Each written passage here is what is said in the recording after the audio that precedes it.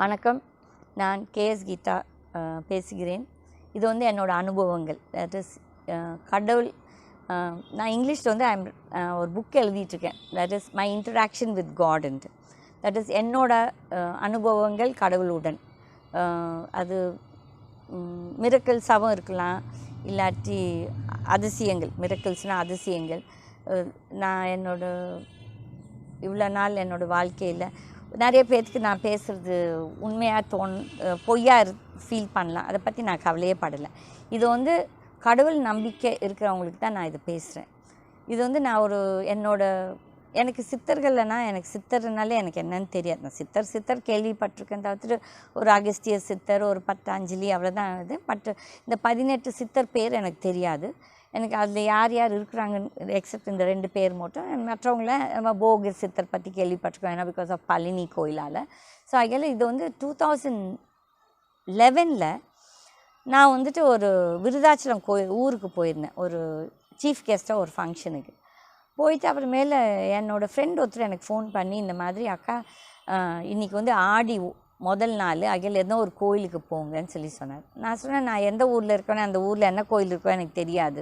இப்போ எங்கே இருக்கிறீங்கன்னு கேட்டப்போ விருதாச்சலம்னு சொன்னேன். இப்போ விருதாச்சலத்தில் ஒரு பெரிய சிவன் கோயில் இருக்குது, நீங்கள் கண்டிப்பாக அந்த கோயிலுக்கு போகணும்னு சொல்லி என் ஃப்ரெண்டு வந்து சொன்னார். அப்போ நான் யார் அந்த ப்ரோக்ராம் நடத்துகிறவங்களோ அவங்ககிட்ட நான் சொன்னேன், இந்த மாதிரி ஒரு சிவன் கோயில் இருக்குதாம்மா. நான் போனோன்னா பெரிய கோயில். தட் இஸ் அது வந்து ஒரு காசி ஏதோ பலன் சொன்னாங்க அந்த கோயில் இங்கே இருக்குதுன்னு. அதுக்கப்புறம் அந்த லேடி என்னை கூப்பிட்டுட்டு போனாங்க. அந்த கோயிலெல்லாம் எனக்கு தரிசனம்லாம் முடிச்சப்பறம் அப்போ எனக்கு தெரிய வந்துச்சு, அங்கே பக்கத்துலேயே ஸ்ரீமோஷனம் அங்கே இருக்குதுன்னு சொல்லிட்டு. அது வந்து ஒரு அவதார் ஆஃப் பெருமாளோடது. சரி, நான் எப்போ போனதில்லை. சரி, அதுவும் போணுச்சு. அப்போ அவங்க சொன்னாங்க 3 மணிக்கு மேலே போகலாமாம்மா, இந்த ப்ரோக்ராம் எல்லாம் முடிச்சுட்டுன்னு சொல்லிட்டு. சரின்னு நாங்கள் பிளான் பண்ணோம். 12 மணிக்கு எங்கள் ப்ரோக்ராம் முடிச்சு லஞ்சு முடிஞ்சிச்சு. ஆமாம், என் கூட வந்த லேடி வந்து எங்கிட்ட சொன்னாங்க, நாங்கள் வந்து உங்களை ஒரு பக்கத்தில் ஒரு சித்தரோட ஜீவ சமாதி இருக்குது, உங்களுக்கு இன்ட்ரெஸ்ட் இருக்குதா? நான் சொன்னேன், எனக்கு ஜீவ சமாதியோ இல்லை சித்தர் பற்றி எனக்கு ஒன்றும் தெரியாது, பட் நான் வரேன், எனக்கு ஒரு பிரச்சனையும் கிடையாதுன்னு சொல்லிட்டு நான் அந்த கோயிலுக்கு போனோம். கோயிலுக்கு போனோன்னா ஒரு 3000 வருஷம் ஓல்டு கோயில், சின்ன கோயில். நான் உள்ளார போனோடனே அந்த வெளியே வந்து அங்கே ஒரு நந்தி இருந்துச்சு, ஒரு பெரிய சிவலிங்கம் நந்தி கோயில், நந்தி பெரிய நந்தி. அப்போ நான் அங்கே போய் உட்காந்துட்டு, எனக்கு ஒரு ஹேபிட், எங்கே போனாலும் உடனே ஏதோ ஒரு மந்திரம் சொல்லுவேன். அந்த சிவனாக இருந்தேன்னா ஓம் நமச்சிவாயா, இல்லாட்டி கிருஷ்ணராக இருந்தேன்னா ஓம் நமோ நாராயணா. அந்த கடவுளுக்கு ஏற்ற ஒரு மந்திரம், எனக்கு தெரிஞ்ச மந்திரங்களை ஐ ஹேவ் திஸ் ஹேபிட். ரொம்ப வருஷமாக எனக்கு இந்த ஹேபிட் இருக்குது. அப்போ நாங்கள் உடனே கூட வந்து என்னோடய கொல்லியும் அந்த அம்மா என்ன பண்ணாங்கன்னா, போய் அந்த கோயிலோட ஐயரோ இல்லை அங்கே யார் இன்சார்ஜோ அவங்கள தேடிட்டு போனாங்க. தேடிட்டு போனோடனே நான் அதுக்குள்ளே இருந்தேன். அந்த இன்சார்ஜ் ஆள் வந்தார். ஒரு நாட் சாமியார் சொல்ல முடியாது, ஒரு குருக்கள். இது not a Brahmin also, but ஒரு காவி கட்டிட்டு ஒருத்தர் வந்தார். அப்போ வந்து என் ஃப்ரெண்டு என் பேரை கூப்பிட்டுட்டு இருந்திருக்காராட்டுருக்குது. உடனே அவர் சொன்னார், இல்லை உங்கள் மேடம் வந்து ஜபிச்சுட்டு இருக்காங்க. பட் அவர் என்னை பார்க்கவே இல்லை. நான் பார்க்காமே அவர் சொன்னார், இல்லை உங்கள் மேடம் வந்து ஜபிச்சுட்டு இருக்காங்கன்னு சொல்லி. அப்போ வந்து பார்த்தோன்னா நான் நிஜமாகவே ஜபிச்சுட்டு இருந்தேன். அதுக்கப்புறம் அதெல்லாம் முடிஞ்சிருச்சு. அப்புறம் அந்த கோயில் மேலெலாம் ரொம்ப பாலடைஞ்சு இருந்துச்சு, செடிங்கெல்லாம் வளர்ந்துட்டு இருந்துச்சு. அந்த டெம்பிள் வாஸ் அண்டர் ஹெச்ஆர்என்சி கண்ட்ரோலில் இருந்துச்சு, தமிழ்நாடு ஹெச்ஆர்என்சி கண்ட்ரோல். அப்போ நான் அவர்கிட்ட சொன்னேன், ஏன் இப்படி கோயில் இப்படி இருக்குது, இவ்வளோ ஏன் நல்லா மெயின்டைன் பண்ணலாமல். அப்போ அவர் சொன்னார், இல்லைம்மா நான் இந்த ஊரே கிடையாது, நான் வந்துட்டு ஹரித்வாரில் இருந்தேன். அப்போ வந்து எனக்கு இந்த சித்தர் வந்து என் கனவில் வந்து என்னை வந்து இந்த இடத்துக்கு வந்து இந்த கோயிலுக்கு கும்பாபிஷேகம் பண்ண சொன்னார். பட் இந்த ஊர்க்காரங்கெல்லாம் வந்துட்டு வசதி இல்லை, அவங்க வந்து யாரும் வந்து ஒரு கும்பாபிஷேகம் பண்ணுறதுக்கு யாரும் முன்னு வரல. நானும் 8 மாதம் ஆச்சு வந்து. பட் நான் வந்து இந்த சித்தர் தட் வாஸ் கோரக்கர் சித்தர். ஆக்சுவலி எனக்கு வந்து இந்த கோரக்கர் சித்தர்னால் யாருன்னே எனக்கு தெரியாது. எனக்கு கோரக்கர்னு ஒருத்தர் இருக்கிறாருன்னு தெரியாது, கோரக்கர் சித்தரும் எனக்கு தெரியாது. அப்போ அவர் சொன்னார், இது வந்து கோரக்கர் சித்தரோட ஒரு ஜீவசமாதி, அவருக்கு நிறைய ஜீவசமாதிங்க இருக்குது, அதில் இது ஒன்றுன்னு சொல்லி சொன்னார். நான் சொன்னேன், அப்படிங்களான்னு சொல்லிட்டேன். அப்புறமேல் நான் சொன்னேன், அப்போ அவர் சொன்னார், நீங்கள் ஒரு 5 மூட்டை சிமெண்ட் கொடுங்களேன். நான் சொன்னேன், அதுக்கு என்ன, நோ ப்ராப்ளம், 5 மூட்டை சிமெண்ட் கொடுக்க நான் வேணால் ஆள்கடை அனுப்புகிறேன், இதெல்லாம் ரெடி பண்ணுறேன்னு சொல்லிவிட்டு அவர் பேசிகிட்டு இருக்கும்போது அவர் சொன்னார், இந்த கும்பாபிஷேகம் நீங்கள் ஏன் எடுத்து பண்ணக்கூடாது. எனக்கு நிஜமாகவே கும்பாபிஷேகம்னா என்ன, எப்படி, எவ்வளோ இது ஆகும்ல எனக்கு ஒரு ஐடியா கிடையாது. ஓகே, நான் வந்து அந்த ஸ்பர் ஆஃப் த மூமெண்ட்டில் ஓகேன்னு சொல்லிவிட்டு அதுக்கப்புறம் காரில் வரும்போது நினச்சோம், ஐயோ நம்மளே வந்து பயங்கர ஃபைனான்ஸ் இதில் ப்ராப்ளத்தில் இருக்கிறோம், கம்பெனியெல்லாம் மூடி கிடக்குது, நம்ம வந்து கோட்டுன்னு சுற்றிட்டுருக்கோமே. அப்போ நான் என் மனசில் நினச்சிட்டேன், சரி நம்ம வாக்கு கொடுத்துட்டோம், என்கிட்ட நான் நகையே போட மாட்டேன், ஸோ என்கிட்ட இருக்கிற நகை நான் யூஸ் பண்ணாத நகை ஐதர் விற்றுடலாம், இல்லாட்டி அடமானம் வச்சு இந்த வார்த்தை தான் காப்பாற்றணும்னு சொல்லிட்டு அப்புறமேல் தான் எங்களுக்கு அந்த நாங்கள் ஆஃபர் கொடுக்கும்போது எனக்கு வந்து 10-11 லட்சம் வந்து அந்த கும்பாபிஷேகத்துக்கு செலவாகும்னு எனக்கு தெரியாது. ஓகே, அதுக்கப்புறம் அங்கே போனோன்னா நிறைய அந்த கோயிலில் இருந்த பழைய சிலைகள் எல்லாம் இந்த முஸ்லீம் இன்வேடர்ஸ் வந்தப்போ நிறைய எல்லாம் உடச்சி வச்சுருந்தாங்க. இல்லை, சூரியன் இருந்தால் சந்திரன் இல்லை, அந்த மாதிரி ஒரு சில சிலைகள் எல்லாம் அந்த உள்ளார இருந்த கோயில் அந்த இதுக்குள்ளாரெலாம் இல்லை. சரின்னு சொல்லிட்டு அதுவுமே எனக்கு அந்த சிலைகள் பண்ணுறதுக்கே எனக்கு ஒரு 3.5 லட்ச ரூபாய் ஆச்சு. ஓகே, சரின்னு சொல்லிட்டு நாங்கள் ப்ராமிஸ் பண்ணிட்டு வந்துட்டோம். 2வது நாள் அந்த அங்கே இருந்த அவர் பேர் ஏதோ பத்மநாபனோ ஏதோ பேர். அப்போ அவர் வந்து என்னோடய கொலீக்கு ஃபோன் பண்ணி சொன்னார், இல்லை சித்தர் நேற்று நைட் வந்து தியானத்தில் வந்து சொன்னார், உங்கள் மேடம் வந்து ரொம்ப கஷ்டத்தில் இருக்கிறாங்க, ரொம்ப இது இல்லை. அப்போது எங்கள் கொலீக் சொன்னார், ஆமாம் எங்களுக்கு வந்து எங்கள் பிஸ்னஸில் வந்து மேடத்தோட ஃபேக்ட்ரி வந்து மூடி இருக்குது, ஐயால் கேசஸ் நடந்துகிட்ருக்குதுன்னு சொல்லி. அப்போ அவரே தானாகவே நான் வந்து அந்த கோயிலுக்கு, நான் எந்த கோயிலுக்கு போனாலும் நான் வந்து கடவுள்கிட்ட என்றைக்கும் எனக்கு இது பண்ணு அது பண்ணு என்றைக்கும் கேட்டுக்க மாட்டேன், நான் அப்படி வேண்டவே மாட்டேன். நான் எப்போ வேணுனாலும் உலகமே நல்லா இருக்கணும், உலகத்தில் இருக்க எல்லா நாய் மாடு எல்லா ஜந்துகள் நல்லா இருக்கணும் தான் நான் கடவுள்கிட்ட வேண்டுவேன். அம்மா எனக்கு தெரிஞ்ச என் ஃப்ரெண்ட்ஸ்க்கு எல்லாத்துக்கும் நான் கும்பிடுவேன். இது is my usual way of praying. நான் வந்து எனக்கு இது கொடு கடவுள் அது கொடு கடவுள் நான் எப்பவும் வேண்டிக்கிட்டு இல்லை, அது பை நேச்சர் நான் அப்படி இருக்குது. சரின்னு சொல்லிட்டு அப்போ சொன்னார், இல்லை மேடம் வந்து எந்த சொத்து இழந்தாலும் அது வந்து 500 மடங்கு வந்து சித்தர் கடவுள் உங்களுக்கு மீட்டு கொடுப்பாரு. அப்போ எங்களுக்கு ஒன்றும் புரியல, ஏன்னா எங்களுக்கு வந்துட்டு அவர் சொன்னது எதுக்காக அப்படி சொன்னார், நாங்களும் ஒன்றும் கேட்கல, நாங்கள் அதை பற்றியே கேட்கல. பட் அவராகவே அது சொன்னார். இது வந்து நாங்கள் வந்து ஜூலை 14th ஒரு சண்டே அங்கே போயிருந்தேன் 2011. அதுக்கப்புறம் அவரோட ஃபோன் ஒரு ஜூலை 16th அந்த மாதிரி இந்த இது அப்போ வரல. ஃபஸ்ட் இது நான் என் மனசில் இருந்துச்சு, எனக்கும் இந்த சித்தருக்கு என்ன சம்மந்தம், நான் வந்து எனக்கு சித்தர் பற்றியே ஒன்றும் தெரியாது, எனக்கு எதுக்கு இந்த ஒரு இன்ட்ராக்ஷன் வித் தி சித்தர்னு சொல்லிட்டு நான் மனசில் எனக்கு ஒரு டவுட் இருந்துச்சு. அப்போ அவர் வந்து கூப்பிட்டு சொன்னார் தானாகவே, நான் கேட்காமையே, இல்லை சித்தருக்கும் இந்த மேடத்துக்கும் ஏதோ ஒரு ஜென்மத்தில் வந்து அவர் வந்து இவங்களும் அவங்களும் ஒரே வீட்டில் பிறந்திருக்கிறாங்க, ஸோ அதில் அந்த ஜென்ம பந்தம் தான் அவங்களுக்கு இந்த கும்பாபிஷேகம் பண்ணுறதுக்கு வந்திருக்குதுன்னு சொல்லி சொன்னார். அப்போ நான் நினச்சேன், சரி நான் என் மனசில் இருந்த கேள்விக்கு ஒரு ஆன்சர் வந்துச்சு மனசில் நினச்சிட்டு. அதுக்கப்புறம் இட் வாஸ் ஜூலை 14க்கு அப்புறம் July 21st is a Sunday. அன்றைக்கி வந்து எங்கள் வீட்டுக்கு வந்து எங்கள் டிரைவர் வந்து சொன்னார், அம்மா ஒருத்தர் கூப்பிட்டுட்டு வந்திருக்கிறேன். நான் நினச்சேன் ஜோசிக்காரை தான் கூப்பிட்டுட்டு வந்திருக்கேன்னு சொல்லிவிட்டு ரூமில் எங்கள் ஹாலில் போய் உட்கார சொல்லி ஜாதகத்தெல்லாம் தூக்கிட்டு வந்து அவருக்கு ரெடியாக வச்சேன். பட் அவர் வந்து ஆக்சுவலி ஜோசிக்கார் கிடையாது, அவர் வந்து ஒரு கோயிலில் பூசாரி வந்தவர். அவர் வந்துட்டு அவருக்கு முனீஸ்வரன் அவர் மேலே வரும்னு சொல்லிட்டு, இதெல்லாம் நம்பிக்கை தான். நம்பிக்கை இருக்கிறவங்களுக்கு தான் நான் இவ்வளவும் பேசுகிறேன். நக்கல் பண்ணுறவங்கள நீங்கள் இதில் இந்த கமெண்ட்ஸ்க்கே நீங்கள் வராதீங்க. ஏன்னா உங்களுக்கும் எனக்கும் சம்மந்தமே கிடையாது. சாமி நம்பிக்கை இல்லாதவங்க நீங்கள் உங்கள் கமெண்ட்ஸ் எனக்கு வேணாம், அதை பற்றி எனக்கு கவலையும் இல்லை. நீங்கள் இந்த கமெண்ட் பண்ணாலும் அதுக்கு நீங்கள் அனுபவிப்பீங்க. நான் அதை பற்றி கவலையும் பட மாட்டேன். நான் சபிச்சே தீர்வேன். என்னோடய ஆட்டிடியூடும் அதுதான். ஓகே, நான் வந்து சாமி ரூமில் வந்து அவர் வந்துட்டு அவருக்கு முனீஸ்வரன் சாமி வந்து எங்களுக்கு தெரியாது. அவருக்கு முனீஸ்வரன் வரும்லாம் எங்களுக்கு தெரியாது. அப்போ அவர் ஏதோ ட்ரான்ஸ், இந்த இங்கிலீஷில் ட்ரான்ஸ் சொல்லுவேன், அவர் ஏதோ சொல்ல ஆரம்பித்தார்.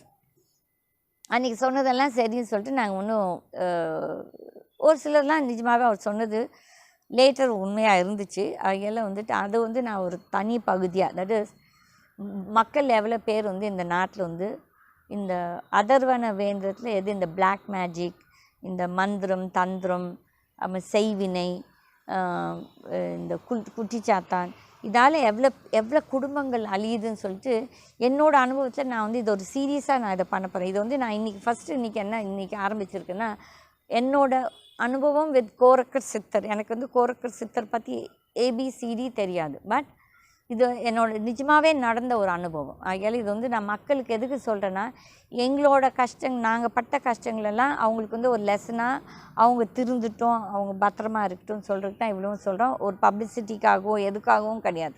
நாங்கள் பட்ட அனுபவங்கள் நீங்களும் அதுலேருந்து நீங்கள் லெசன்ஸ் பாடங்கள் கற்றுக்கலான்னு சொல்லிட்டு நாங்கள் இவ்வளோ இதை எடுத்து சொல்கிறோம்.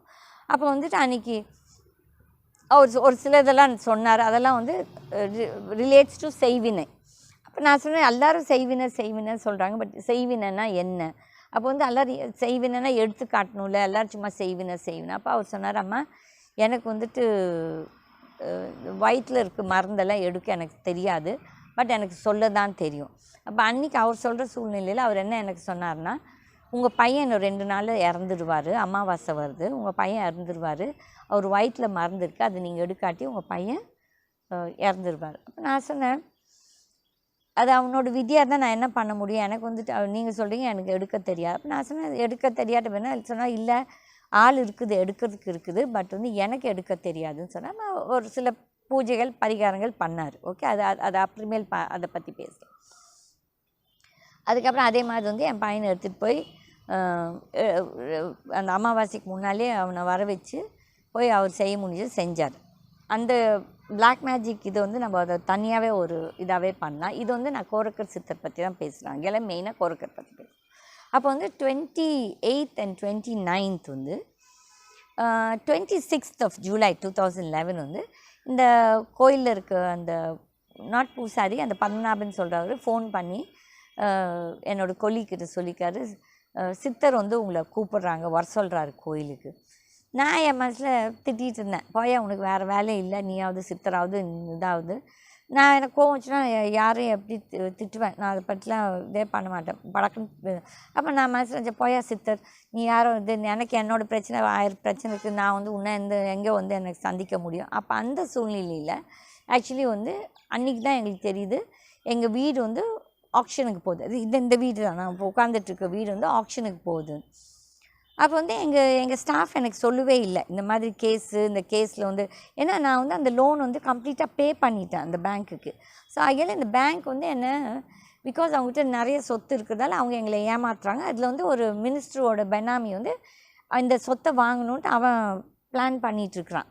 ஓகே, இதெல்லாம் எனக்கு வந்து அப்புறமேல் தெரிய வருது, அப்போ தெரியாது. அப்போ வந்து இது 26th July. அப்போ வந்து 27th என் ஃப்ரெண்டு வந்து குட்டி பத்மினி. அப்போ அவகிட்ட நான் சொன்னேன், குட்டி பத்மினி உனக்கு ஒரு லாயர் இருக்கிறான்ல, அவன் வந்து ஸ்டே எல்லாம் எடுப்பானே, எப்படி இந்த மாதிரி இந்த வீட்டோட சேல் வந்திருக்குது. அப்போ அவள் சொன்னால், இல்லை பிரச்சனையே இல்லை கீதா, நான் உனக்கு ஹெல்ப் பண்ணுறேன். அப்போ நிஜமாகவே எனக்கு அன்றைக்கி வந்து என் கையில் வந்து பணம் இல்லை, இந்த லாயருக்கு ஃபீஸ் கொடுக்குறதுக்கு என்கிட்ட பணம் இல்லை. பட் இருக்குது, என்கிட்ட பணம் இருக்குது, பட் என்கிட்ட கையில் பணம் இல்லை, இருக்குது இல்லை அந்த மாதிரி.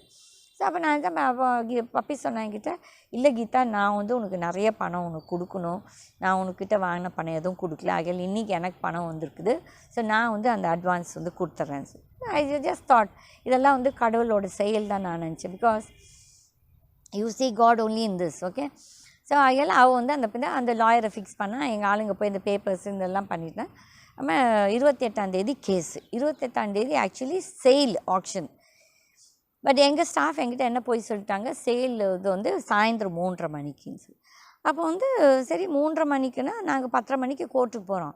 ஜட்ஜ் வந்து எங்களை பிடிச்சி திட்டுன்னு திட்டுறாரு. ஆனால் முதல் நாள் வந்து இந்த பத்மநாபன் வந்து ஃபோன் பண்ணி சொல்கிறாரு, முதல் நாள் ஜட்ஜு உங்களை திட்டுன்னு திட்டுவார், பட் வந்து சித்தர் வந்து அல்லாத்து மூளைக்குள்ளே போய் இந்த வீடை வாங்காதபடி செய்வார். நான் மனசில் நினச்சேன், என்ன சித்தர் என்ன மூளையில் போய் என்னத்தை மைண்டை மாற்ற போகிறேன். ஏன்னா எனக்கு இதெல்லாம் வந்துட்டு ஒரு நம்ப முடியாமல் இருந்துச்சு. எனக்கு கோபம் வேறு ப்ளஸ் ஒரு விளையாட்டு புத்தியும் கடை, இதெல்லாம் நம்ப முடியல நான்.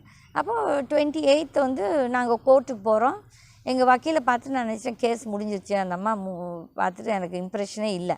ஆனால் அந்த அம்மா வாய் பேச ஆரம்பிச்சு நினச்சோம், ஐயோ இது நல்லா பேசுது சரி சொல்லிட்டு நாங்கள் வெளியே உட்காந்தேன். வெளியே உட்காந்துருக்கும்போது இந்த ஜட்ஜ் எங்களை திட்டுறாரு. என்ன கிளைண்ட்டு, ஒரு அரகென்ட் கிளைண்ட்டு 10:30 மணிக்கு ஆக்ஷன் இருந்தால் 10:30 மணிக்கு வந்து கோர்ட்டுக்கு வந்திருக்குறாங்கன்னு சொல்லிட்டு திட்டுறாரு. எனக்கு இதுக்கு கோவத்தில் நான் ஒரு சமயம் படக்குன்னு என்ன பேசிடுவேன். அப்போ நான் என் கொலிக்கிட்டு சொன்னேன், வேணாம் நான் போயிடலாம், ஏன்னா எனக்கு டெம்பர் கோவம் வச்சுட்டா என்ன பேசிடுவேன், போயிடலாம் வெளியேன்னு சொல்லிட்டு. ஆனால் அன்றைக்கி காலையில் என்னோடய வக்கீல், கோயம்புத்தூரில் இருந்த வக்கீல் சொன்னார், இல்லை கீதா சேல் ஆனாலும் செட்டிஸ்ஃபைட் பண்ணலான்னு சொல்லிட்டு ஒரு ஆறுதல் சொன்னார். சரி பட் ஆறுதல் அதெல்லாம் சரின்னு சொல்லிட்டு நாங்கள் வந்துட்டு வீட்டில் உட்காந்துட்டு இருந்தோம். ஒரு 3 மணிக்கு குட்டி பாத்மணி எனக்கு மறுபடியும் ஃபோன் பண்ணிவிட்டு, கீதா அந்த மாதிரி ஒரு டைரக்டர் உன்னோட பேசணும். நான் சொன்னேன், பப்பி நான் வந்து பேசுகிற மூட்லேயே இல்லை அவர் உன்னோட கண்டிப்பாக பேசியே தீரணும்னு சொல்கிறாரு. ஏன்னா நீ வந்து அவர் வந்து கோரக்கர் சித்தர் மேலே ஒரு ரிசர்ச். நான் சொன்னேன், எனக்கு என்ன கோரக்கர் சித்தர் பற்றி தெரியும், நீ வந்து எனக்கு ரிசர்ச்சை பற்றி பேசுகிறேன்னு சொல்லிடுறேன். இல்லை அவர் உன்னோட பேசியே தீரணும் சொல்லி சரி அவரை வந்து எனக்கு லைனை கொடுத்தாங்க. அவர் பேசின உடனே அவர் சொன்னார், அம்மா நான் வந்து ஒரு கோரக்கர் சித்தரோட சிஷ்யன் சீடர், நான் வந்து நிறைய ரிசர்ச் பண்ணியிருக்கேன், நான் வந்து ஒரு சீரியல் கடை பண்ணியிருக்கேன் கோரக்கர் சித்தர் மேலே. அகைல் வந்து சித்தர் மேலே எனக்கு வந்துட்டு நான் வந்து ஒரு ரிசர்ச் பண்ணியிருக்கிறேன், ஒரு சீரியல் பண்ணியிருக்கிறேம்மா, அது வந்து ரொம்ப பவர்ஃபுல் சித்தர். அப்போ நான் சொன்னேன், சார் எனக்கு சித்தர் பற்றியே எனக்கு ஏபிசிடி தெரியாது சார், நான் ஏதோ பை டிஃபால்ட் அந்த கோயிலுக்கு போனேன், என்னை செய்ய சொன்னாங்க, அகைல் நான் சரின்னு சொல்லிட்டு வந்திருக்கிறேன் சார்ன்னு சொன்னேன். அதுக்கப்புறம் அவர் சொன்னார், நான் வந்து விளையாட்டாக சொன்னேன், இந்த மாதிரி சித்தர் எங்களை கூப்பிட்றாராம்மா, பட் எங்களுக்கு ஏதோ பிரச்சனை ஆகல நாங்களால். அப்போ அவர் சொன்னால், ஐயோயோ இல்லை சித்தர் கூப்பிட்டா உடனே போகணும், சித்தர் வாக்கு சிவன் வாக்குன்னு சொன்னேன். நான் சொன்னேன், எனக்கு சித்தர் வாக்கு சிவன் வாக்கில் எனக்கு ஒன்றும் தெரியாது சார், பட் என் பிரச்சனை எனக்கு பெருசு ஆகலை, என் பிரச்சனையை முடிச்சுட்டு தான் நான் போவேன்னு சொல்லிட்டு பேசிட்டு நான் வச்சுட்டேன். அதுக்கப்புறம் ஒரு 5:30 மணிக்கு எங்கள் ஆஃபீஸ் அவங்க வந்து பேங்க் மேனேஜருக்கு ஃபோன் பண்ணாங்க. பேங்க் மேனேஜருக்கு ஃபோன் பண்ணி இந்த மாதிரி என்ன ஆச்சு சேல், இன்றைக்கி யார் வாங்கினாங்க. அப்போ மேனேஜர் இருந்தால், ஐயோ எங்களுக்கு கீதா மேடத்தை பார்த்தே தீரணும், இன்றைக்கி 14 பேர் வந்து ஃபஸ்ட்டு கட்டினாங்க, பணம் கட்டிட்டு இன்றைக்கி காலையில் எல்லாம் 14 பேரும் ஒரே மாதிரி லெட்ரு வந்து நாங்கள் இந்த வீட்டை வந்து விலைக்கு வாங்க மாட்டோம், நாங்கள் வந்து கீதா மேடம் விற்றா அவங்ககிட்ட வாங்குவோம் தவிர்த்து நாங்கள் பேங்க்லேருந்து வாங்க மாட்டோம் சரி ஒரே மாதிரி எழுதி கொடுத்துருக்காங்க. ரொம்ப ஆச்சரியமாக இருந்துச்சு எங்களுக்கு. அப்போ நான் வந்து மனசில் நினச்சிக்கிட்டேன், இந்த முந்தா நேற்று இவர் இப்படித்தானே சொன்னார், நான் எல்லாத்து மூலையில் போய் எல்லாத்து மைண்டு கிளப்பேன். அப்போ நிஜமாகவே அவர் சொன்னது வந்து அவர் பேசுனதுக்கும் இவர் சொன்னதுக்கும் ஒரு தேர் வாஸ் சம் கனெக்ஷன். அப்போ நினச்சி சரின்னு சொல்லிட்டு கம்முன்னு இருந்தோம். ரெண்டு ஆக்ஷன், முதல் 28th ஒரு ஆக்ஷன், 29th ஒரு ஆக்ஷன். 29th ஆக்ஷன் அப்போ அதுக்குள்ளே எங்கள் கேஸ் நம்பர் ஆகிடுச்சு. அடுத்த நாள் ஜட்ஜ் எங்கள் கேஸ் எடுத்துகிட்டு ஸ்டே கொடுத்துட்டாரு. சொன்னார், இந்த மாதிரி அப்படியே நேற்று விற்று இருந்தாலும் கூட அந்த சேல் வந்து செல்லுபடி ஆகாதுன்னு சொல்லிட்டு ஒரு ஜட்ஜ்மெண்ட் கொடுத்துட்டாரு. அப்போ நான் நினச்சேன், சரி இந்த பத்மநாபன் சொன்ன மாதிரியே நடந்துருச்சு.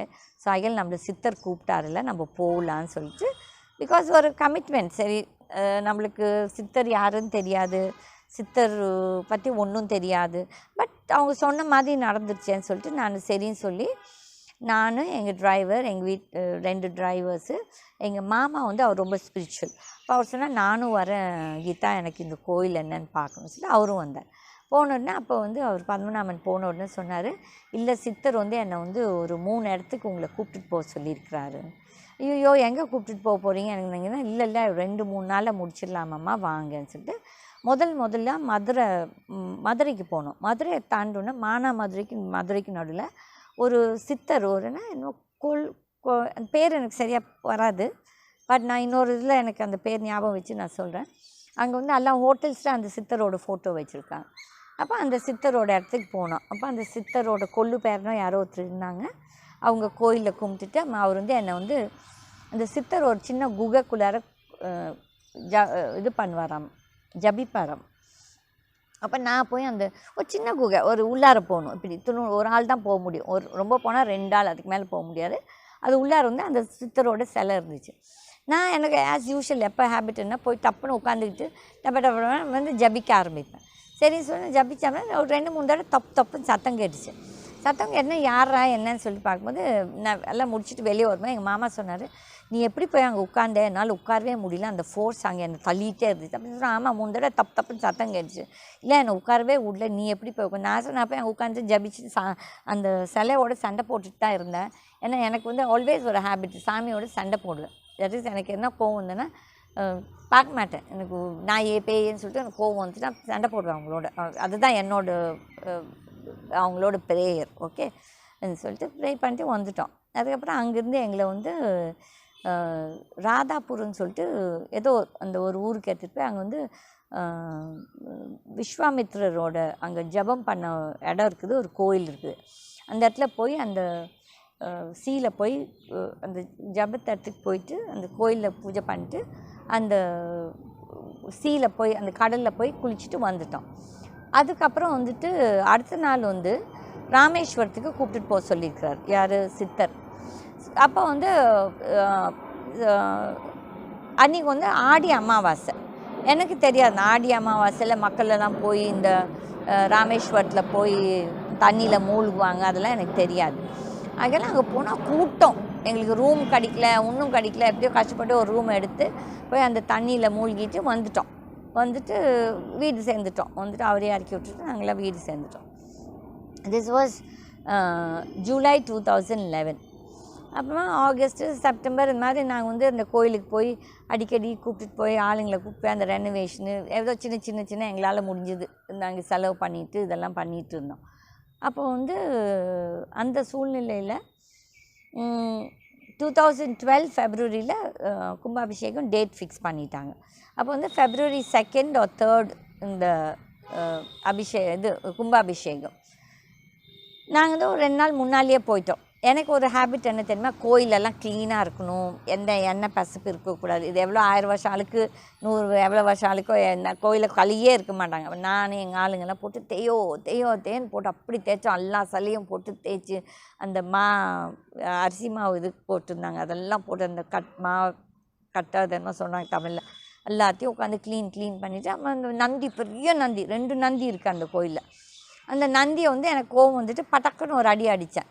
அப்போ எங்கள் கூட இருக்க வேலைக்காரம்மா வந்து ஏம்மா நந்தி அடிச்சிங்க? நான் சொன்னேன் நந்தியோடு நான் பேசிகிட்டு இருந்தேன், எனக்கும் நந்திக்கு ஒரு வாக்குவாதம், அதில் நந்தியை 4 அடி அடித்தேன்.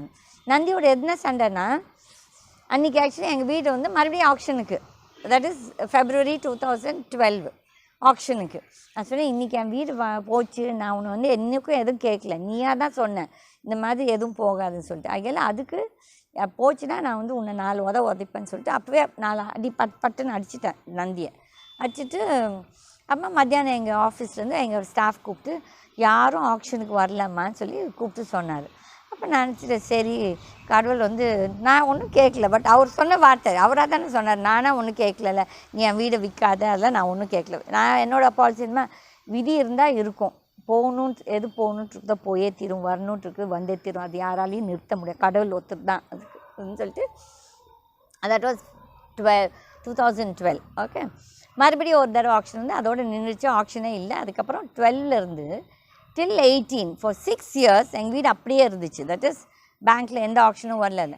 பட் நான் வந்து நான் ஒரு 4 years உடம்பு சரியில்லாமல் பார்த்துட்டு அதுக்கப்புறம் ஆனால் பேங்க்கோடு நாங்கள் அவங்க வந்து நாங்கள் கோர்ட்டுக்கே போக மாட்டேன்னு சொல்லி கோர்ட்டுக்கு போய் எங்களை எல்லாம் ஃபுல்லாக ஏமாற்றினாங்க. ஓகே, அப்போ நான் என் மனசில் நினச்சிக்கிட்டேன், இந்த பேங்க்ஸ் யாரெல்லாம் இந்த அப்பாவி மக்களை ஏமாத்துறாங்களோ அவங்களாம் அழியணும் சொல்லி. இது வந்து நான் எடுத்த சபதம் 2010. ஆனால் இன்றைக்கி 2019 ஆரம்பிச்சிருக்கு. எல்லாம் நம்ம இந்தியாவில் இருக்க பேங்க்ஸ் எல்லாம் ஏதோ ஒரு விதத்தில் கஷ்டப்பட்டு தான் இருக்குது. நினச்சிட்டு இருக்காதிங்க இந்த பேங்க்ஸ் எல்லாம் நல்லா நடக்குது. எல்லோரும் ஏமாத்தினவங்க தான் எல்லாம். இந்த பாவம் இன்னோசன்ட் ஃபார்மர்ஸை, இன்னோசன்ட் பப்ளிக்கை, இந்த கார்ப்பரேட் கம்பெனிஸ் பற்றி நான் பேசல, ஏன்னா அவனுங்கெல்லாம் பேங்க்கை ஏமாத்துறானுங்க. ஓகே, இந்த அரசியல்வாதி கூட சேர்ந்துக்கிட்டு ஏமாத்துறாங்க. ஓகே, என் வீடு சேலுக்கே போகல. அதுக்கப்புறம் 2018 ஒரு புது பேங்க் ஆஃபீஸர் வந்து நோண்ட ஆரம்பித்தார். இதை நோண்ட ஆரம்பித்த உடனே அதுக்கப்புறம் நான் போய் பேச. அப்போ நான் சொன்னேன், சார் நான் வந்து இந்த பணம் ஃபுல்லாக கட்டியாச்சு சார், நான் வந்து லோனே அதுக்கு என்ன எவிடன்ஸ் அப்படின்னா நிஜமாக என்கிட்ட இல்லை. ஏன்னா அந்த சூழ்நிலையில் இந்த பேப்பர்ஸ் இந்த ஸ்டாஃப் யாரெல்லாம் என்கிட்ட வேலை செய்ய எல்லோரும் போயிட்டாங்க. அப்போ நான் நினச்சேன் சரி என்ன பண்ணுறேன்னு புரியாமல் சரின்னு சொல்லிட்டு தட் இஸ் 2018 மேல கேஸ் வருது. இது அந்த DRTயில் 2 அது நான் போனே ஒரு தடவை சொன்னேன். ஆனால் இது கண்டிப்பாக நான் சொல்லணும். அங்கே இருக்க அந்த ப்ரிசைடிங் ஆஃபீஸரு, என்னோட வக்கீலுங்க எல்லாம் பெரிய கொள்ளைக்காரனுங்க எல்லாம். என்ன சொல்கிறது, இந்த கந்து வட்டி மாதிரி இவனுங்கெல்லாம் எல்லோரும் வந்து நம்மளை வந்து கேஸ் எடுத்துக்கிறது. அதுக்கப்புறம் ஜட்ஜு கேட்குறா, ஜட்ஜு கொடுக்காட்டி இது அப்படி நான் சப்போஸ் எனக்கெல்லாம் இந்த கரப்ஷன் பண்ணி கொடுத்து கேஸ் ஜெயிக்கிறேன், எனக்கு பிடிக்காது. பட் உங்களை எந்த சூழ்நிலைக்கு கொண்டு வருவாங்கன்னா, நான் வந்து பேங்க்குக்கு பணமே கொடுக்குவேன். நான் அந்த அக்கௌண்ட்டில் இன்னொரு அக்கௌண்ட்டில் 40 லட்சம் கொடுக்குறேன். நான் அது கொடுக்க தயார். பட் அவன் என்ன செய்கிறான், இந்த அக்கௌண்ட்டில் 8 கோடி கொடுக்கணும், அந்த அக்கௌண்ட்டில் 10 கோடி. நான் கொடுக்க வேண்டியது 40 லட்சம். பட் அவன் எப்படி கொண்டு வரானா, இன்ட்ரெஸ்ட் போட்டு 18 கோடி நான் கொடுக்கணும். ஏன்னா அவங்ககிட்ட 120 கோடிக்கு சொத்து வச்சுட்ருக்கான் என்னோடது. ஸோ அவனுக்கு என்ன இது. ஸோ அப்போ என் ஃப்ரெண்ட்ஸ் எல்லோரும் சொன்னாங்க, கீதா அவனுக்கு போகிறது ஒன்றும் கிடையாது, நீ வந்து 120 கோடி சொத்தை கொடுத்துருக்க அடமானம். பட் நீ கொடுக்க வேண்டியது நீ சொல்கிற 40 லட்சம் தான் கொடுக்கணும். நான் அதான் கொடுக்கணும், இதுதான் உண்மை. ஏன்னா அவங்க தான் என்ன ஏமாற்றிருக்காங்க, நான் வந்து அவங்கள ஏமாற்ற. நான் வந்து 2010 அவங்ககிட்ட நான் அந்த லோனும் கட்ட தயார். பட் அவங்க வந்து என்னோடய டாக்குமெண்ட்ஸ் கொடுக்காதவால நான் வந்து இது வேணும்ன்ட்டு அவனுக்கு இழுத்துட்ருக்கானுங்க. ஏன்னா நம்மக்கிட்ட ப்ராப்பர்ட்டி நிறைய கொடுத்துருக்கோங்க சார். அப்போ நான் வந்து மனசில் ஒன்றும் நான் எனக்கு ஒரு நாள் கோவம் வந்து அந்த ஆஃபீஸர்கிட்ட சொன்னேன், பாருங்கள் என் சொத்தை எவன் தொட்டாலும் கூட வந்து கடவுள் வந்து சாவடிச்சிருவாருன்னு சொல்லி. ஏன்னா எனக்கு என்ன தெரியுமா, இந்த சித்தர் தானே சொன்னார், இந்த மாதிரி உன் சொத்து யார் இதுவும் சொல்லியிருக்காரு, அவர் சொத்து யார் தொட்டாலும் வந்து அவன் முடிச்சிடுவேன்னு சொல்லியிருக்காரு. அப்போ நான் நினச்சேன் சித்தர் சொன்னால் அந்த தைரியத்தில் எனக்கு சித்தர் என்கிட்ட சொல்லலை, இப்போ சித்தர் மூலிமா எனக்கு யாரோ சொன்னதால் நான் சொன்னேன் சரி. நான் அந்த ஆள்கிட்ட சொன்னேன், என்னோடய சொத்தை யாருன்னா தொட்டேன்னா அவன் முடிஞ்சிடுவான்னு சொல்லிட்டு. அம்மா மறுபடியும் ஆக்ஷன் போடுறான் இந்த ஆள். யார், இந்த கேஸில் வந்து அந்த ஜட்ஜு வேணும்ட்டு ஸ்டே கொடுக்காம அயோக்கித்தனம். நாங்கள் சொல்கிறோம், நாங்கள் பணம் கட்டியாச்சுன்னு சொன்னேன்னா இந்த வக்கீல்மார்களும் அவனுங்களோடு சேர்ந்துக்கிட்டு எல்லாம் கமிஷன் 5 லட்சம் கொடுக்கணும், 10 லட்சம் கொடுக்கணும், ஸ்டே வாங்குறதுக்குன்னு சொல்லி. அதுக்கப்புறம் நான் அந்த கேஸில் ஒரு கம்ப்ளைண்ட்டும் கொடுத்துட்டேன் அந்த ரிஜிஸ்ட்ரார்கிட்ட. அது ஒரு பக்கம் இருக்கு. ஓகே. அதுக்கப்புறம் இது என்ன பண்ணிக்கேன், எங்கள் அப்பாக்கிட்ட வேலை செய்த ஒரு ஆள், அவனுக்கு இந்த சொத்து மேலே ஒரு கணக்கு. எது எங்கள் ஃபார்ம், இது வந்து வீடு, அது வந்து ஃபார்மு. அந்த ஃபார்ம் சொத்தை சேலுக்கு கொண்டு வரேன். அங்கேயும் எனக்கு வந்து ஒரு கோயில் இருக்குது, தட் இஸ் மண்ணிலேருந்து உற்பத்தியான ஒரு கோயில். ஓகே. அந்த கோயிலுக்கு நான் வருஷம் நான் வந்து போய் பூஜை பண்ணிட்டு வருவேன். அது என்னமோ எனக்கு அமையுது, இது எனக்கு எதுக்கு அப்படி அமையுது எனக்கு ஒன்றும் தெரியாது. பட் எனக்கு வந்து அது நாங்கள் வருஷம் போய் கும்பிட்டுட்டு வருவோம். அப்போ நான் வந்து எனக்கு கோவத்தில் எதுவும் வந்து நான் என்ன பேசுகிறேன்னு எனக்கே தெரியாது. அப்போ நான் சொன்னேன், எவன் என் சொத்தை தொட்டாலும் கடவுள் வந்து அவனை சாவடிச்சிருவான்னு சொல்லிட்டு நான் சொல்லிட்டேன். நீங்கள் நம்புறீங்களோ இல்லையோ, அந்த ஆள் கேஸை போட்டு இந்த சொத்தை அவன் கேட்குறான், கிளைம் பண்ணுறான். 30 நாளில் அவன் செத்து போயிட்டான். யார், என்கிட்ட எங்கள் அப்பா கிட்ட வேலை செஞ்ச அவனோட தம்பி. ஓகே. எனக்கு அவன் தம்பின்னு எனக்கு தெரியாது, நான் யாரோ 3ஆவது ஆள் நினச்சிட்டு அந்த ஆள் செத்து போயிட்டான். அப்போ இந்த ஆள் வந்து இந்த பேங்க் ஆஃபீஸர், ஐயோ மேடம் நீங்கள் சொன்ன மாதிரியே அந்த ஆள் செத்து போயிட்டார். நான் சொன்னேன், நான் தான் சொன்னேன்ல என் வாய் பழிக்கும்னு சொல்லிட்டு, நீங்கள் நம்பினா நம்புங்க, நம்பாட்டி போங்கன்னு சொல்லிட்டு நான் கம்முன்னு இருந்துட்டேன். ஆனால் இந்த ஆஃபீஸர் என்கிட்டயும் நல்ல விதமாக இருந்துட்டு அந்த பக்கமும் தூண்டி விட்டுட்டு இருந்தார். இதில் வந்து மிச்சவங்களாம் கொஞ்சம் பேர் எல்லோரும் இன்வால்வ்டு இதில். ஏன்னா நான் கொடுக்க வேண்டிய சப்போஸ் நான் கொடுக்க வேண்டியது 40 லட்சம், ஒரு 10 வருஷத்துக்கு இன்ட்ரெஸ்ட் போட்டாலும் கூட ரொம்ப போனான்னா ஒரு 1.5 கோடி வரும், இல்லை ரொம்ப போனால் 2 கோடி. அது எம்எல் தப்பு இல்லை, நான் வந்துட்டு அன்றைக்கே செட்டில் பண்ண ரெடி. நீங்கள் வேணும்ன்ட்டு சொத்து நிறைய இருக்க இழுத்து வட்டி ஏறணும்னு சொல்லிட்டு நீங்கள் சொன்னீங்க. ஓகே. உங்கள் லைனுக்கே போகலாம், 2 கோடி நான் கொடுக்கணும்னு நினச்சிக்கோங்க. அது எப்படி 18 கோடி நீங்கள் கிளைம் பண்ணுவீங்க? எப்படின்னா இன்ட்ரெஸ்ட்டு 70%, 120% எல்லாம் கால்குலேஷன் போட்டிருக்காங்க. அப்போ இதெல்லாம் நாங்கள் அப்போ எங்களுக்கு தெரியல முதல்ல. அதுக்கப்புறம் இப்போ இந்த 2018க்கு அப்புறம் நாங்களும் எல்லாத்தையும் எடுத்து பார்க்கலாம். படுபாவிங்க கொள்ளைக்காரனுங்க இந்த பேங்க்கெல்லாம் 74%, 80%, 120% சார்ஜ் பண்ணியிருக்கிறான் இன்ட்ரெஸ்ட்டு. எங்கள் முட்டா எங்கள் ஆஃபீஸில் வேலை செய்தவன் ஒருத்தனாவது அது கால்குலேட் பண்ண. பட் எனக்கெல்லாம் எப்பவும் தெரியும் ஒரு இன்ட்யூஷன் தான். அந்த இன்ட்யூஷன் சொல்லிச்சுன்னா உடனே அதை பண்ணிவிடுவேன். அப்போ செக் பண்ணேன்னா வட்டி இப்படி போட்டிருந்தாங்க. அப்போ போய் கேட்டேன், என்ன பண்ணீங்களா இந்த வட்டி இப்படி போட்டிருக்கீங்க, எந்த பேசிஸில் நீங்கள் இவ்வளோ க்ளைம் பண்ணேன். அவனுக்கு மூஞ்சி இல்லை. நம்ம கண்டுபிடிச்சிட்டான்னு சொல்லிட்டு அவனுக்கு மூஞ்சி இல்லை. அப்புறமேல் நான் அப்பாயின்மெண்ட் இவங்ககிட்ட கேட்டேன். அவங்ககிட்ட யாரும் கொடுக்கல. நான் போய் எல்லாத்துக்கிட்ட போய் சண்டை போட்டு இது பண்ணேன். அப்புறம் கடைசிக்கு சபித்தேன். டேய் நீங்கள் யார் எது எனக்கு போகணுன்னு விதி இருந்தால் போகுது, ஆனால் நீங்கள்லாம் அழிவீங்க, உங்கள் பேங்க்ஸ் எல்லாம் அழிஞ்சே தீரும், என்னோடய சாபத்திலே அழிவீங்கன்னு சொல்லிட்டு வந்துட்டேன். This was in 2018. But 2018 to 2019 June மட்டும் ஒரு வருஷம் நெகோசியேஷன்ஸ். இப்படி தான் டைம் வேஸ்ட் பண்ணுறது. நாங்கள் ரெடி டு பே, ஆனால் அவங்க தப்பை ஏற்றுக்க மாட்டாங்களாமா. அவங்க பண்ண தப்பும் ஏற்றுக்க. அவன் என்ன பண்ணிக்கான், என் பணத்தை எடுத்து வேறு ஏதோ அக்கௌண்ட்டில் போட்டு லோனு ஏற்றி அப்படி வட்டி குட்டி போட்டு குட்டிக்கு மேலே வட்டிக்கு மேலே குட்டி போட்டு அது பெருசாகிடுச்சு. அதுக்கப்புறம் சரின்னு சொல்லி எல்லாம் முடிஞ்சோன்னே 2019 நவம்பரில் they came for a settlement ODS. எங்கே 18 கோடியிலேருந்து நான் ஆஃபர்ட் தம் 50 lakhs. போனால் போது 40-50. பட் நான் நிஜமாகவே அவங்களுக்கு கொடுக்கணும்னு தேவையில்லை. பட் என் கூட இருக்கவங்களே இட்ஸ் ஓகே கீதா, அவனுக்கு சொத்து நிறைய இருக்கிறதால அவனுக்கு வேணுட்டே இழுப்பானுங்கன்னு சொல்லிட்டு, அப்போ எனக்கு என்னோடய ஃப்ரெண்டு டெல்லியிலேருந்து சொன்னார், இட்ஸ் ஓகே கீதா, நீ பே பண்ணிடு, அதுக்கப்புறம் பார்த்துக்கலாம். 1,45 lakhs ஆஃபர் பண்ணி பே பண்ணிட்டேன். அது பே பண்ணுறதுக்கு முன்னாடி மறுபடியும் இந்த டிஆர்டிக்காரன் என்ன பண்ணுறான், பேங்க் என்னோட ஆல்மோஸ்ட் செட்டில்மெண்ட் பேசிகிட்டு இருக்காங்க, அது கூட மறுபடியும் சேல் போடுறான். வேறு எப்படி அவன் பூத்தி சேல் போட்டுன்னா இந்த வீட்டை போடுறான், எவனும் வரல வாங்கிறதுக்கு, எவனும் வரல. அப்போ நான் அந்த ஆஃபீஸர்கிட்ட சொன்னேன், டே நீ வாங்கினீன்னா அங்கே ஒரு பெரிய நாகப்பாம்பு இருக்குது, அந்த நாகப்பாம்பு வாங்கினவன வலை இருக்குது, இல்லைன்னு சொல்லலை, பாம்பு இருக்குது, அது உன்னை கொத்தியே தீரும், கண்டிப்பாக நடக்கும்னு சொல்லி சொன்னேன். அப்போது அந்த ஆஃபீஸர் அங்கே இருக்க ஒரு ரிக்கவரி ஆஃபீஸர் மூஞ்சி இப்படின்னு பார்த்தான். நான் சொன்னேன், பாருங்கள் எனக்கு எதை பற்றி பயம் இல்லை, என் வீடு போகணுன்ட்டு விதிந்தால் போகுது, ஆனால் அநியாயமாக நீங்கள் என்னை ஏமாத்துனீங்கன்னா இது நான் பேங்க்கில் செட்டில்மெண்ட் பேசியிருக்கேன், அதுக்குள்ளே நீ சேல் போடுற. ஏன்னா அந்த டிஆர்டி ஆஃபீஸர் மேலே நான் கம்ப்ளைண்ட் கொடுத்துருந்தேன் கரப்ஷனுக்கு. ஆகிய அந்த கோவத்தில் வயிற்றுச்சில் ரிட்டையர் ஆகிறதுக்கு மேலே சேலை போட்டு விட்டு போயிட்டான். அவன் எங்கேயும் உருப்பட மாட்டான். அவன் பிள்ளை மெடிக்கல் படிச்சுட்டு பாருங்கள், அவன் குடும்பமே அழியும். அது எவனாக இருக்கட்டும், அதை பற்றி எனக்கு கவலையே இல்லை. ஓகே, அது ஒரு பக்கம் இருக்க. மறுபடியும் என்னோடய ஃபார்ம் லேண்டை சேலுக்கு போடுறான். மறுபடியும் அது எங்கள் அப்பாட்ட வேலை செஞ்சவனே வாங்குகிறான். வாங்கிட்டு கொஞ்சம் பணத்தை கட்டிட்டு அவனால் கட்ட முடியல. அப்போ அந்த பணம் அந்த சேலும் புஷ் ஆகிடுச்சு.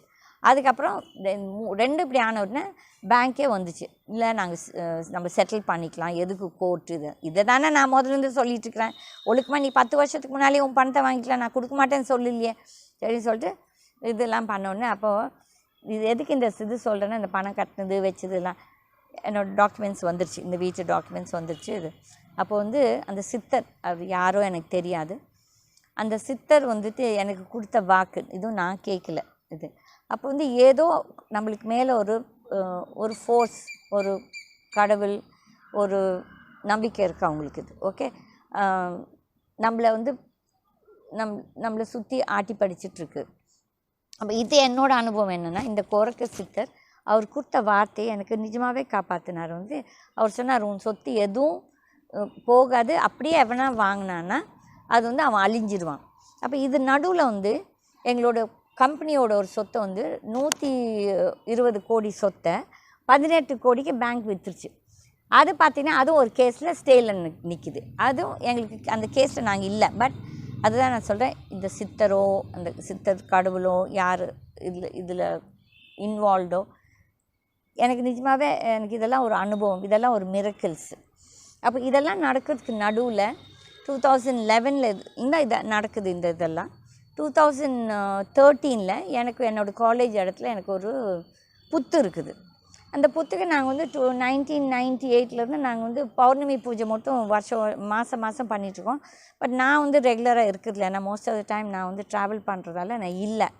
என்றைக்குனா நான் வந்தப்போ என்றைக்குனா ஒருத்தருக்கு அங்கே அந்த புத்து பூஜை பண்ணும்போது யாருன்னா ஒருத்தர் சாமி ஆடுவாங்க, ஏன் நீ வரல? இது நான் சொல்லுவேன், இப்போ என்னெல்லாம் இந்த மெட்ரு வேலையெல்லாம் வச்சுக்காத, என்னெல்லாம் அன்பாக தான், கடவுள் கூட என்னை அன்பாக பேசினான்னா அது இது.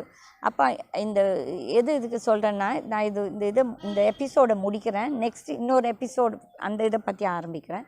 அப்போ இந்த கோரக்கர் சித்தர் 2011 எனக்கு இந்த என்ன சொல்கிறது, கோரக்கர் சித்தர் ஒரு சித்தர் இருக்கிறாருன்னு எனக்கு தெரிய வந்தது அந்த 2011. அன்னிலேருந்து எனக்கும் அவருக்கும் ஏதோ ஒரு இன்ட்ராக்ஷன் இருக்குது. ஐ கேன் சி, நான் என்னோடய லைஃப்பில் நிறைய மிரக்கிள்ஸ், நான் இந்த சித்தர் சந்தித்தப்பறம் என் லைஃப்பில் நிறைய மிரக்கிள்ஸ் நடக்கும். முதலும் நடக்கும், பட் இப்போ ரொம்ப ரொம்ப நிறைய மிரக்கல்ஸ் நடக்குது. அது வந்து அந்த சித்தராலேயோ இல்லை கடவுள் மிச்ச கடவுளாலேயோ அது எனக்கு சொல்ல தெரியல. Okay, that's why I'm saying my interaction with காட்ன்னு சொல்கிறேன். ஸோ அதில் அதுக்கப்புறம் 2013 எனக்கு அப்பப்போ எனக்கு சடனாக இதுனா எனக்கு ஒரு இடம் இருந்துச்சு.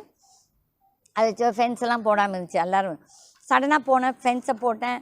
அதுக்கப்புறம் அங்கே வந்து ஆனால் ஒரு நாகர் வச்சுருந்தோம். அந்த நாகர் ஒரு சிலை அங்கே வந்து பௌர்ணமி பூஜை பண்ணிகிட்டு இருந்தோம்.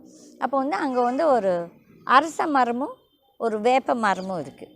ஸோ அது நெக்ஸ்ட் எபிசோடில் அந்த அரச மரமும் அந்த வேப்ப மரத்தோட என்னோட அனுபவம். அந்த நான் வந்து நிறைய ஜபிக்கிறதுனால நான் ஜபிக்கும் போது என்னோட வந்து கடவுள் பேசுவாங்க. அது வந்து ஒரு சிலருக்கு தமாஷாவாக இருக்கும். நான் பேசுகிறதெல்லாம் தமாஷாவாக இருந்தால் அதை பற்றி நான் as I said எனக்கு ஒரு கவலையும் கிடையாது. நீங்கள் என்னை கிண்டல் பண்ணாலோ இல்லை நக்கல் பண்ணாலோ நான் அதை பற்றி கவலையே பட மாட்டேன். புரியுதுங்களா? நான் அதுக்கெல்லாம் ஐ டோன்ட் கேர் ஆட்டிடியூடு. அதில் அதை பற்றி நான் நெக்ஸ்ட் எபிசோடில் இது வந்து first episode. This my first episode. எனக்கும் கோரக்கர் சித்தருக்கும் எனக்கு கோரக்கர் சித்தர்னாலே எனக்கு இன்னும் தெரியாது. எனக்கு ஏபிசிடி சித்தர் பற்றி தெரியாது. பட் இது ஒரு எனக்கு ஒரு அனுபவம். எனக்கு இது ஒரு என்ன சொல்கிறது, ஒரு நல்ல அனுபவம். It's a nice thing. That is இந்த மாதிரி சித்தர்கள் இருக்கிறாங்க, இந்த மாதிரி நடக்குது. நான் வந்து நிஜமாகவே சித்தர்கிட்டே கேட்டுக்கலாம். நான் வந்து அவர்கிட்ட என்ன போய் எனக்கு இதை கொடு அதை கொடு நான் எதுவும் கேட்க மாட்டேன். நான் வந்து சண்டை தான் போடுவேன். நான் அப்படியே ரொம்ப கேட்டாலும் நான் வந்து என்னோடய ஃப்ரெண்ட்ஸு அந்த மாதிரி அவங்களுக்கு தான் நான் சண்டை போடுவேன். கேட்பேன் எதனா கேட்குறதானாலும். ஸோ அதில் இது வந்து இந்த எபிசோடில் நம்ம இதை முடிச்சிக்கலாம். நன்றி, வணக்கம். அண்ட் உங்களோட ஒப்பீனியன்ஸ் உங்களுக்கு என்ன இருந்தால் நீங்கள் சொல்லலாம், கேட்கலாம். And we are ready to support you. And next episode நாங்கள் வந்து எங்கள் புத்துக்கோயில், எங்களுக்கு ஒரு புத்துக்கோயில் இருக்குது. அந்த புத்துக்கோயிலில் இருக்க அந்த சாமிங்க பற்றி நாங்கள் பேசுவோம். நன்றி, வணக்கம்.